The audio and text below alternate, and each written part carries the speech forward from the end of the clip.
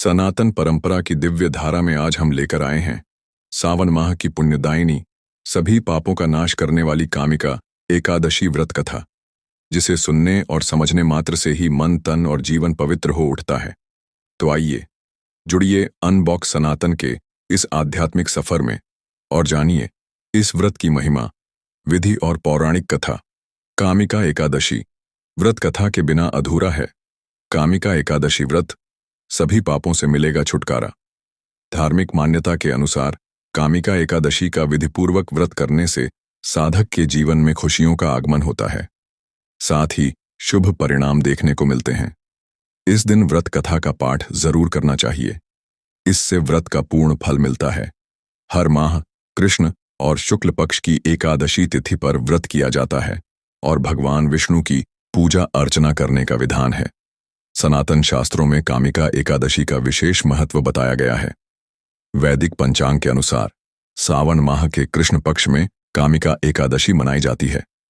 इस बार आज यानी 21 जुलाई को कामिका एकादशी व्रत किया जा रहा है।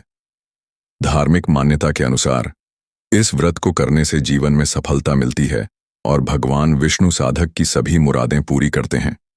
अगर आप भी व्रत का पूर्ण फल प्राप्त करना चाहते हैं तो कामिका एकादशी के दिन सच्चे मन से पूजा अर्चना करें और व्रत कथा का पाठ करें। व्रत कथा का पाठ करने से साधक को भगवान विष्णु की कृपा प्राप्त होती है और सभी पापों से छुटकारा मिलता है। आइए सुनते हैं कामिका एकादशी की व्रत कथा। कामिका एकादशी 2025 शुभ मुहूर्त, सावन माह के कृष्ण पक्ष की एकादशी तिथि की शुरुआत। 21 जुलाई को दोपहर 12:12 पर सावन माह के कृष्ण पक्ष की एकादशी तिथि का समापन। 21 जुलाई को सुबह 09:38 पर लबामदा कामिका एकादशी के दिन सुनी जाती है। ये कहानी। कामिका एकादशी की कथा। इस साल 21 जुलाई के दिन सोमवार को कामिका एकादशी का व्रत रखा जाएगा।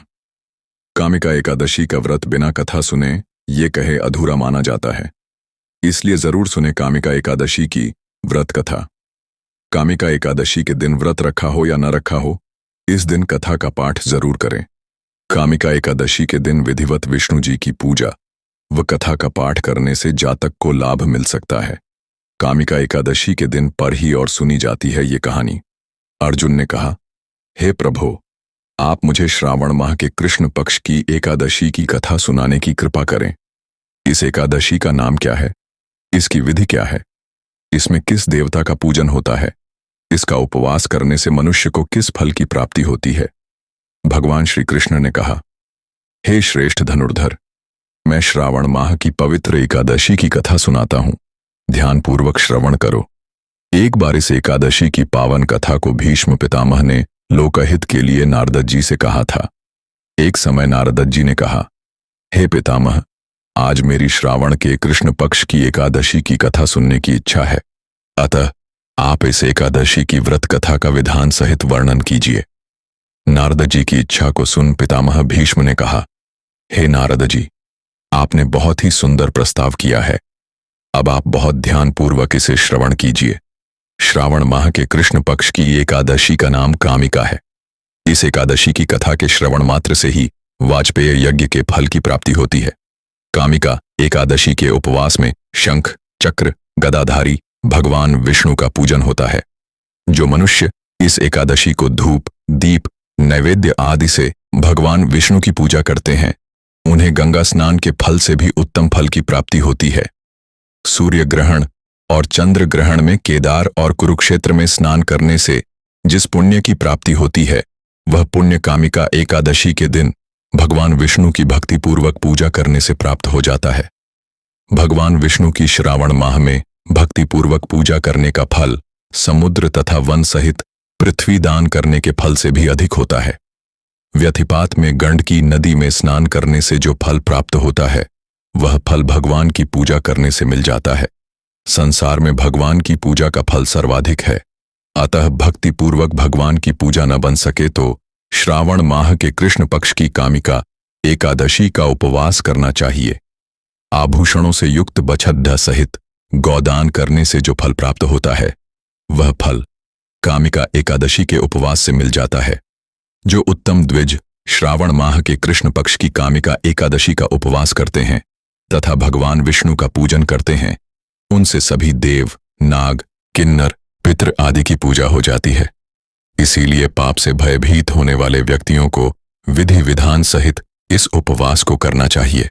संसार सागर तथा पापों में फंसे हुए मनुष्यों को इनसे मुक्ति के लिए कामिका एकादशी का व्रत करना चाहिए। कामिका एकादशी के उपवास से भी पाप नष्ट हो जाते हैं। संसार में इससे अधिक पापों को नष्ट करने वाला कोई अन्य उपाय नहीं है। हे नारद जी, स्वयं भगवान ने अपने मुख से कहा है कि मनुष्यों को अध्यात्म विद्या से जो फल प्राप्त होता है, उससे अधिक फल कामिका एकादशी का व्रत करने से मिल जाता है। इस उपवास के करने से मनुष्य को न यमराज के दर्शन होते हैं और न ही नरक के कष्ट भोगने पड़ते हैं। वह स्वर्ग का अधिकारी बन जाता है।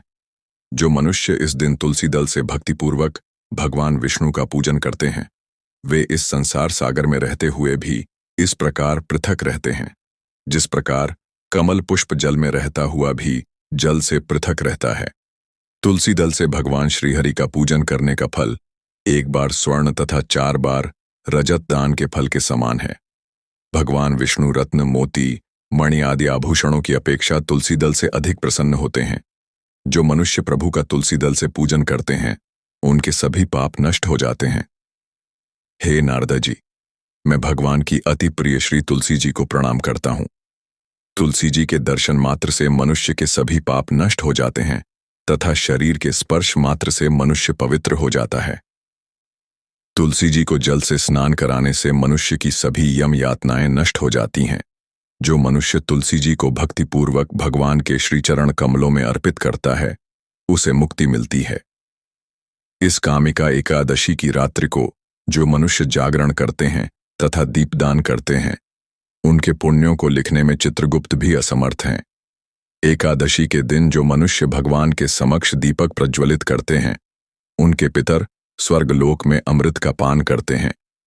भगवान के समक्ष जो मनुष्य घी या तिल के तेल का दीप प्रज्वलित करते हैं, उनको सूर्यलोक में भी सहस्रों दीपकों का प्रकाश मिलता है। कामिका एकादशी का व्रत प्रत्येक मनुष्य को करना चाहिए। इस व्रत के करने से ब्रह्महत्या आदि के सभी पाप नष्ट हो जाते हैं तथा इहलोक में सुख भोग कर प्राणी अंत में विष्णु लोक को जाते हैं। इस कामिका एकादशी के महात्म्य के श्रवण व पठन से मनुष्य स्वर्गलोक को प्राप्त करते हैं। भगवान श्रीहरि सर्वोपरि हैं। वे अपने भक्तों की निश्चल भक्ति से सहज ही प्रसन्न हो जाते हैं। तुलसी जी भगवान विष्णु की प्रिया हैं।